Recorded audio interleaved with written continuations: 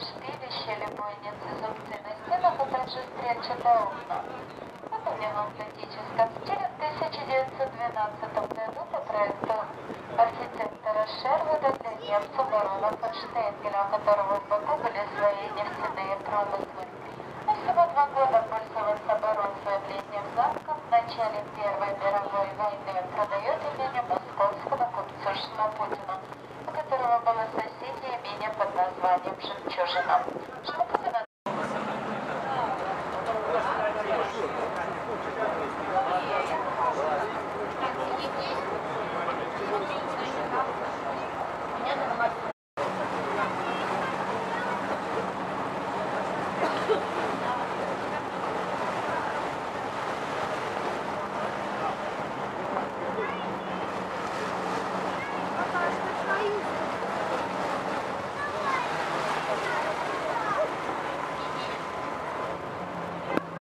на гнездо, который был построен в 1912 году по проекту архитектора Шервуда для немца барона фон Штейнгеля.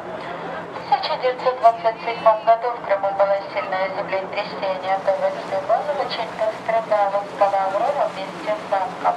На 40 лет было закрыто посещение сюда туристам, 4 года длилась реставрация, только в 70-е годы снова открыли замок для посещения. Сейчас в нем находится ресторан под названием Янка Верона совместно с Италией.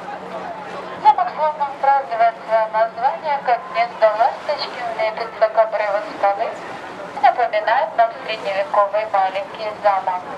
Стоит он на 38-метровой отвесной скале Авроре, названа она в честь богини утренней зари древних римлян. По легенде, сюда древние римляне приходили встречать рассвет. Разворачиваемся